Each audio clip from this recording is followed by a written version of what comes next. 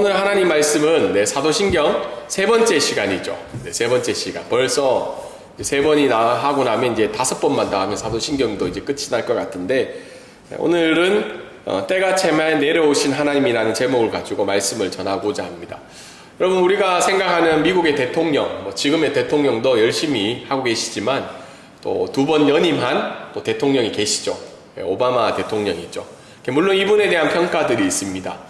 여러 가지 누구든지 명암이 있는데, 또 이분의 또 좋은 부분은 굉장히 이제 친근하고 그리고 사람들이 이제 겸손하다는 표현을 하고 있죠. 그 이유 중에 하나가 오바마 대통령이 민주당의 대표로 되었을 때 이 사진이라고 합니다. 뭐냐면 부부지간에 어떻게 해요? 주먹 인사를 하고 있는 거죠. 굉장히 이제 색다르게 다가올 수도 있고, 사실 저런 행위는 보통 이제 미국에서는 자기 친구들하고 친근함의 표시로 이렇게 주먹 인사를 하는데, 대통령이 저렇게 한 경우는 많이 없었다고 합니다. 사실 오바마 대통령이 선거에 승리한 여러 가지 이유가 있지만 저 사진 한 장이 굉장한 이슈를 던졌다고 합니다. 우리 대통령이 저런 이미지구나. 그래서 오바마 대통령의 여러 가지 선거의 원인, 승리의 원인 중에 하나가 이 친근함과 겸손함이었다고 이야기를 합니다. 그러니까 오바마 대통령이 대통령이 되고 난 다음에도 어떻게 해요? 백악관에 있는 저 청소부, 청소하시는 분들하고도 어떻게 해요? 주먹 인사를 하면서 모든 계층의 사람들하고 다 저렇게 인사를 했다고 그래요. 그래서 재선도 당선이 되고, 그리고 그만큼 대중들의 신뢰를 했던 이유 중에 하나는 대통령이지만 굉장히 어떻게 해요? 친근하고 겸손한 모습으로 이 오바마 대통령이 이런 모습을 취했다고 합니다. 태국에도 이런 분이 계셨죠. 태국에 돌아가신 이 9대 왕. 사실은 외국의 언론들은 이 9대 왕에 대한 평가가 조금 다릅니다. 태국 사람들에 비해서. 근데 이 9대 왕이 태국 사람들한테 굉장히 존경을 받고, 지금도 어떻게 해요? 이 9대 왕, 서거의 날이나 왕의 생일 때 사진을 보고 우는 사람들이 있어요. 아직도. 그 이유 중에 하나가 왕이지만 굉장한 겸손과 낮아짐의 모습을 보여줬다고 합니다. 그러니까 저렇게 보면, 사진에 보면 어떻게 해요? 농사를 짓는데 찾아가서 농부들을 격려하고 위로하고, 무엇보다도 이 사람들은, 이 왕은 어떻게 해요? 트레이드 마크가 있어요. 망원경, 그리고 가방, 낡은 가방이 어떻게 해요? 종이가 들고 다니죠. 그래서 그 사람들은 어떻게 해요? 어려움을 겪고 또 무슨 노예 프로젝트를 하면서 굉장히 백성들을 잘 돌보았다고 평가를 받는 왕이죠. 왜 그러냐면, 백성들이 어떻게 해요? 왕궁으로 찾아와서 왕에게 아련해서 자기들의 어려움을 이야기하는 것이 아니라, 왕이지만 어떻게 해요? 마을마다, 태국에 있는 마을 구석구석마다 찾아가서 백성을 만나는 장면들이 아직도 태국 국민들 가운데는 굉장히 내리 박혀서 이분을 존경하는 마음이 있습니다. 오늘 말씀은 이런 대통령과 왕에 대한 것보다 더 어떻게 해요? 높이 계시고 비교할 수 없는 우리의 하나님이 이 땅에 내려오신 이야기를 하고 있습니다. 지난주에 우리가 독생자 예수 그리스도에 대해서 이야기했죠. 예수 그리스도가 어떻게 해요?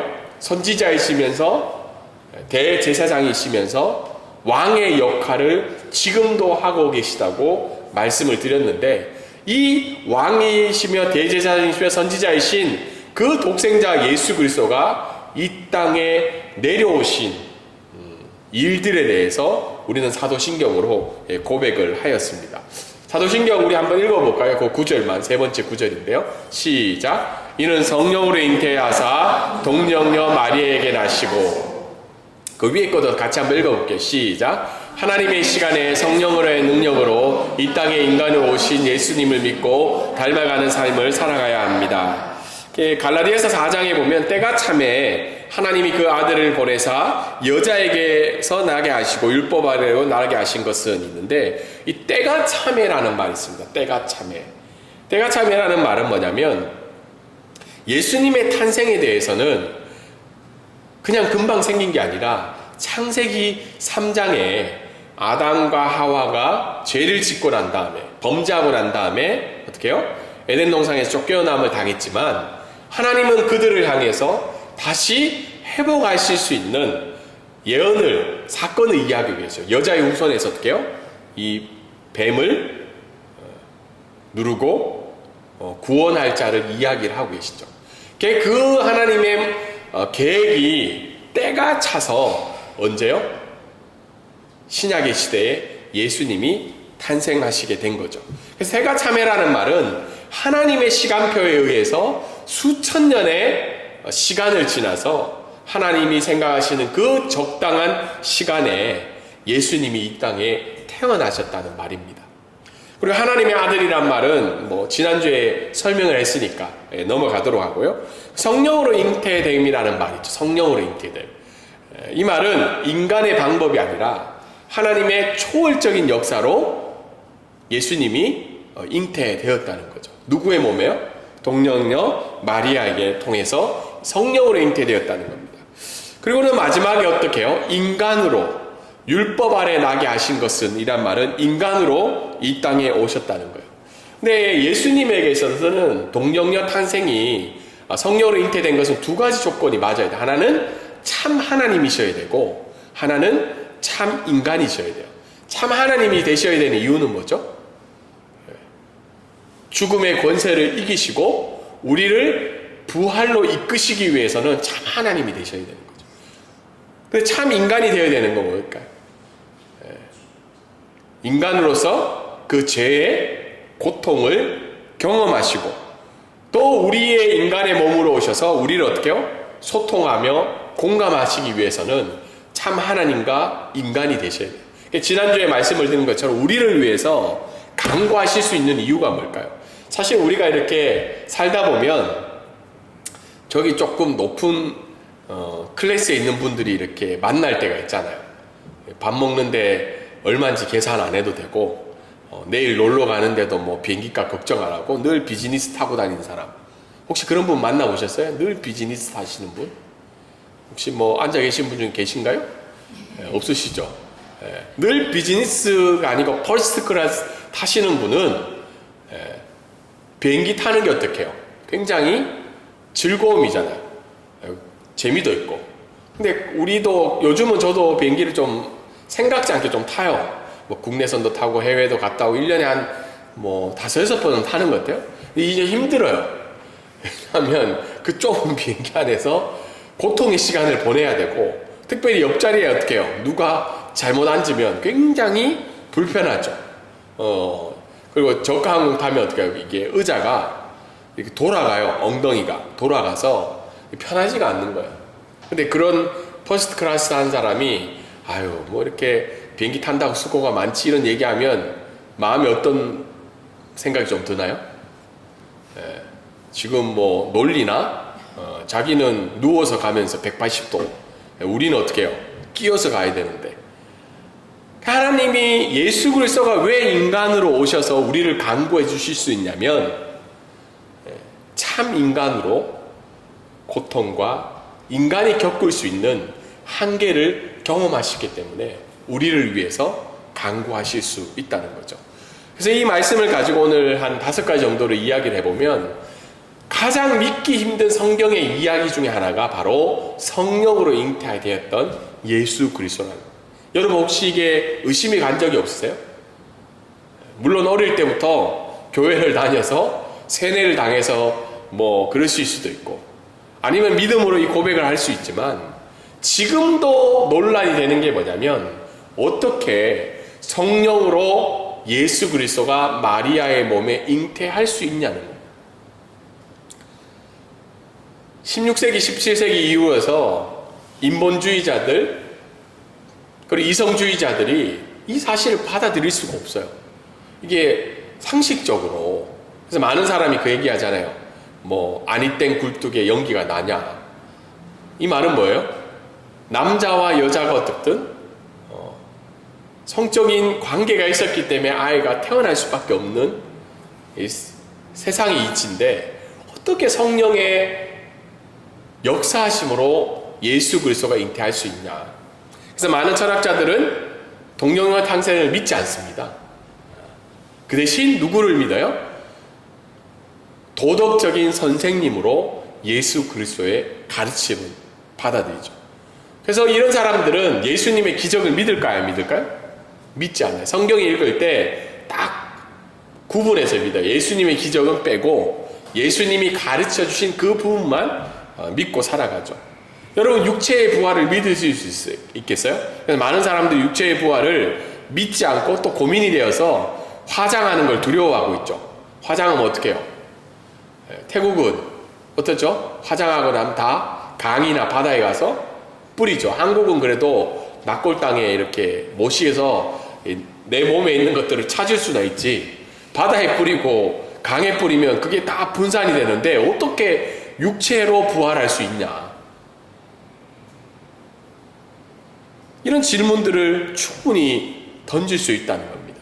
근데 오늘 왜 사도신경과 성경은 성령의 잉태하심을 분명하게 적어 놓았을까? 그리고 동정녀 마리아 앞에 왜 성령의 잉태하심을 강조했을까? 그것은 강조점이 동정녀 마리아가 아니라 뭐라는 거예요? 성령의 역사하심이라는 거예요. 우리가 동정녀 마리아를 바라보는 이 개신교와 천주교의 두 가지 관점이 좀 있어요. 동정녀 마리아는 사실은 믿음의 모범이죠.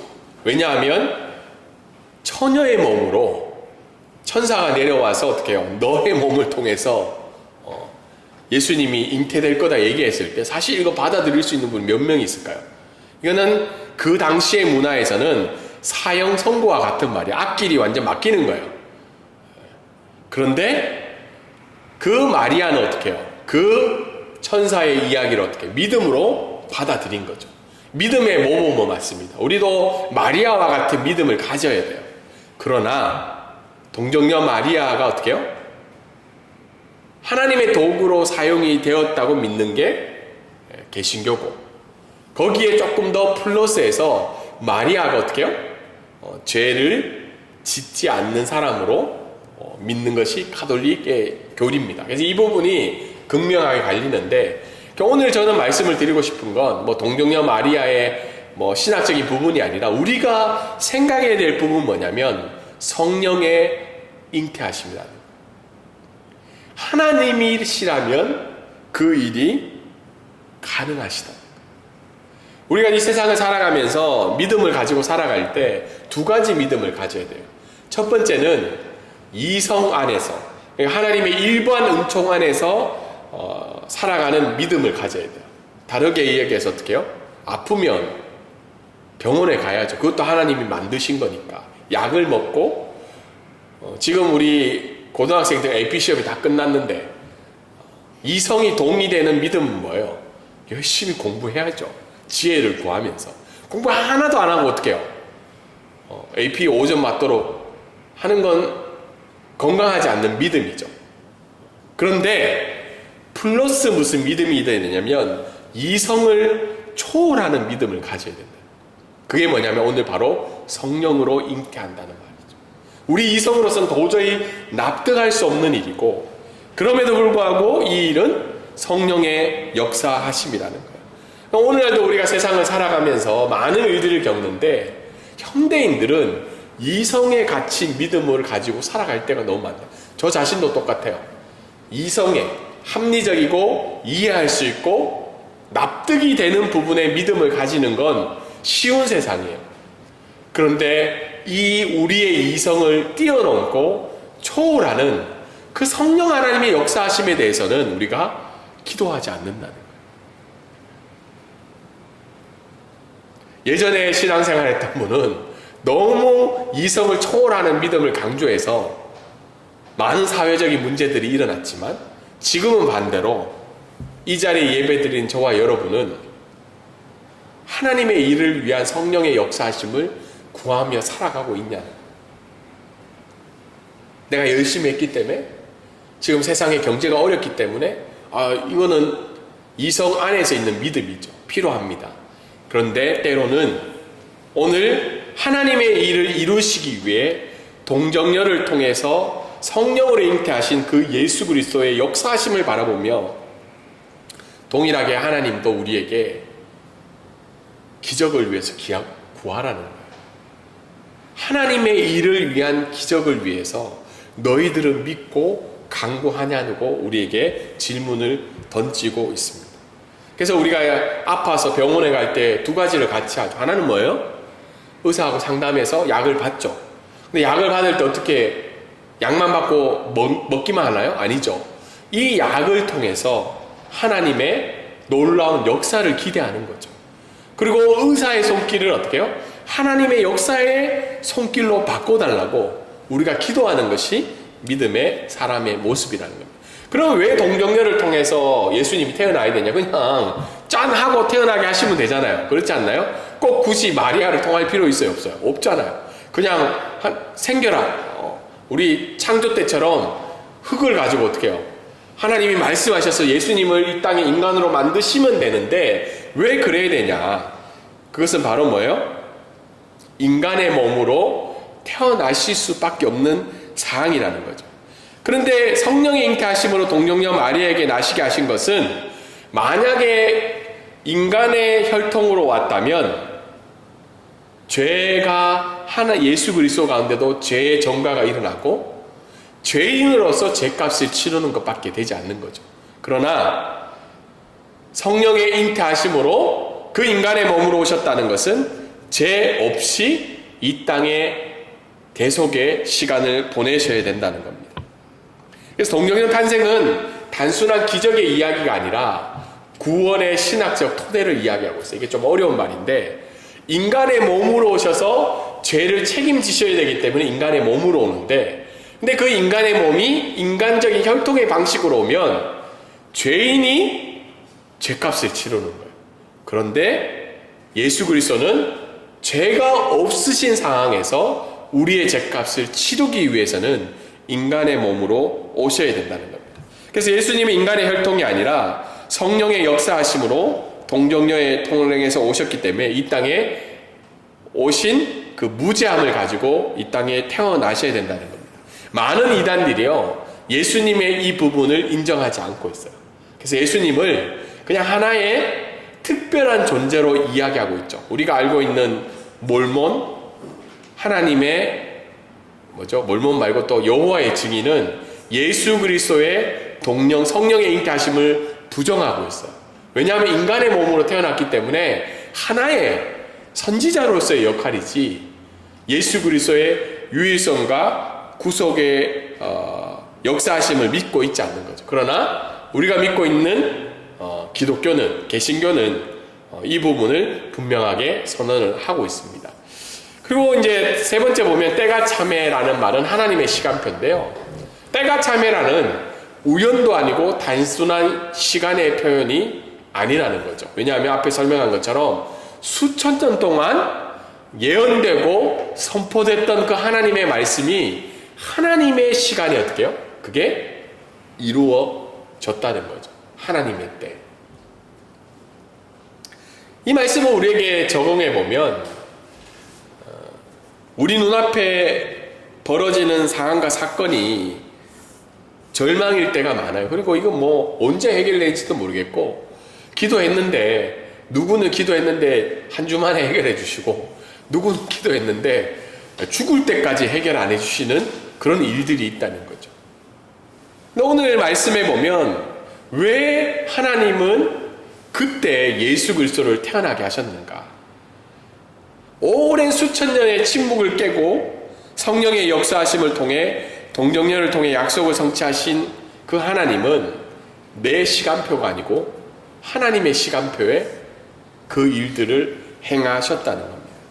그러니까 오늘 말씀을 제가 저에게도 적용해 보면 제가 이제 선교제 처음 왔을 때 이제 1년 반의 언어 공부를 끝나고 이제 그 처음 지난 몇 달 전에 사역을 했던 그 13년 했던 그 신학교에서 이제 교수로 오라고 그러는 거예요.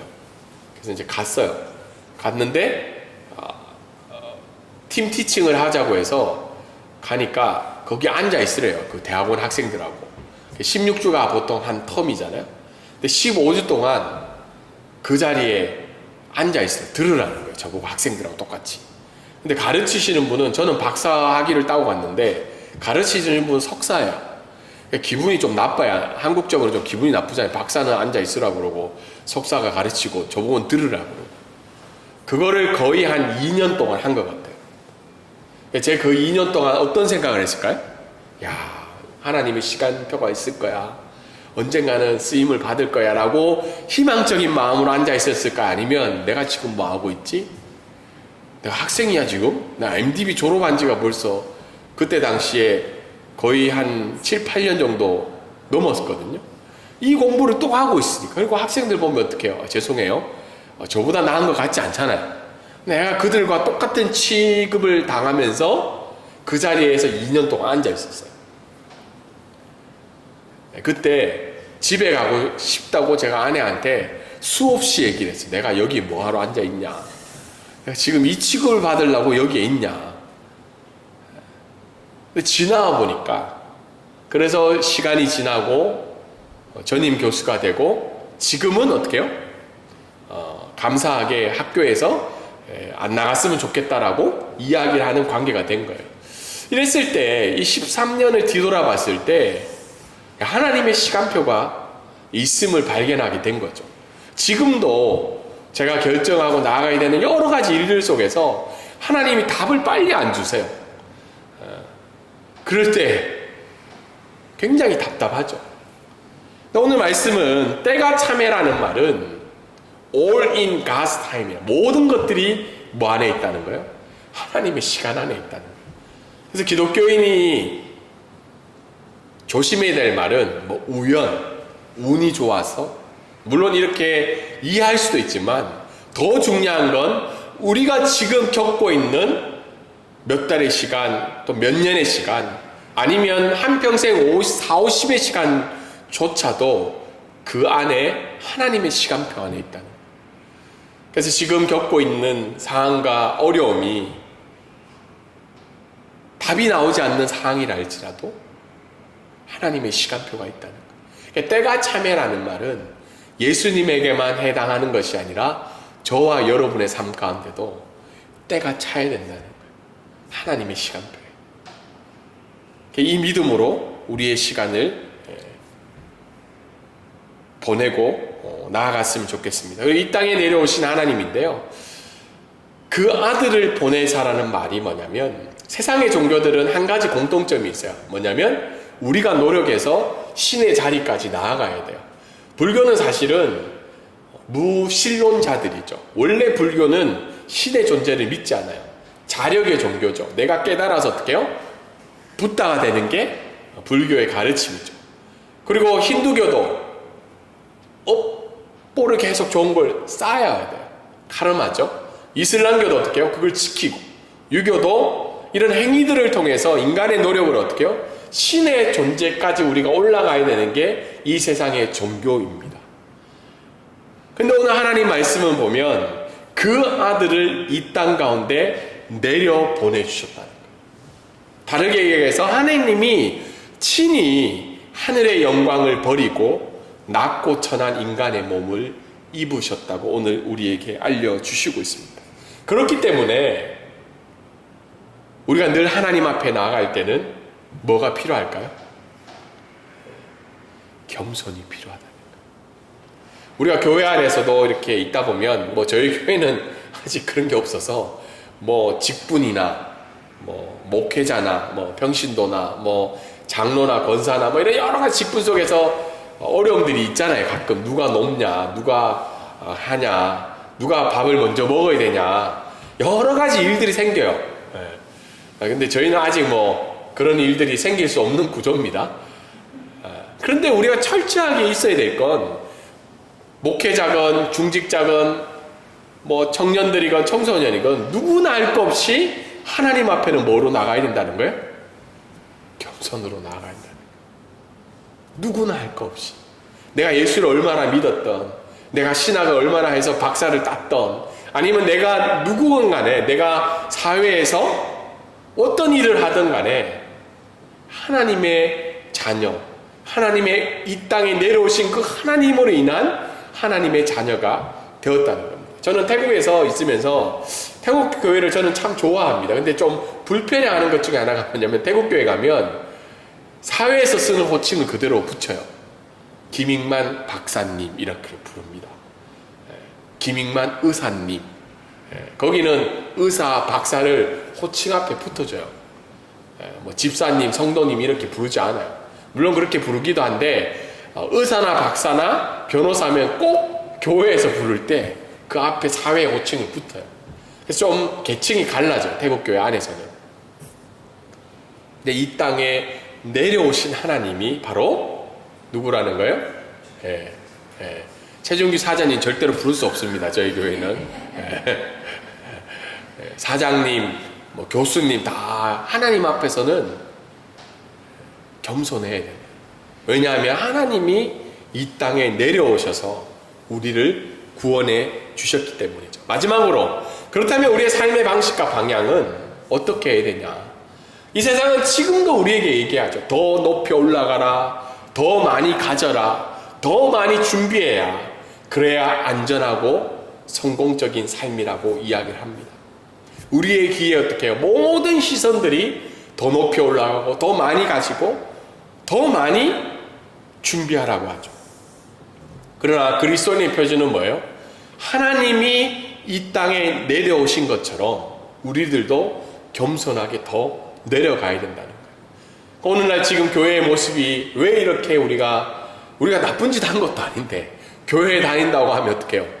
비상식적인 사람, 합리적이지 않는 사람, 정신이 나간 사람처럼 취급을 받는 이유가 뭘까요?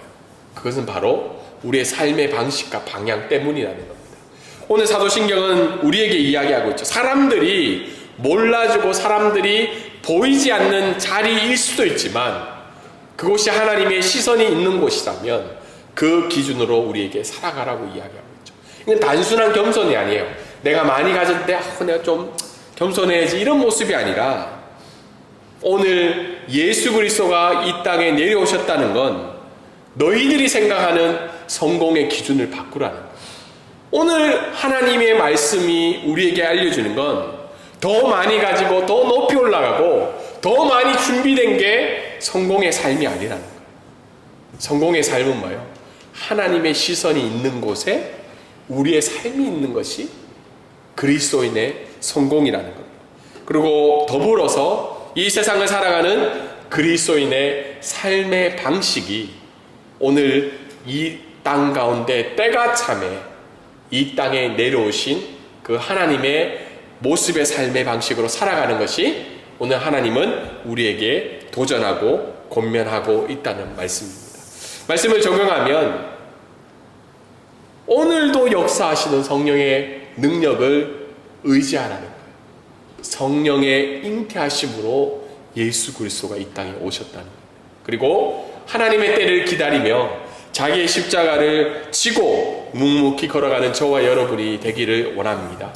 또한 하늘 영광 버리고 이 땅에 내려오신 그리스도인의 낮아심을 본받아서 우리에게 주어진 삶을 살아가며 또한 이것이 하나님이 기뻐하시는 그리스도인의 성공적인 삶이라는 것을 믿고 걸어가는 한 주가 되시기를 주님의 이름으로 소망합니다. 아멘.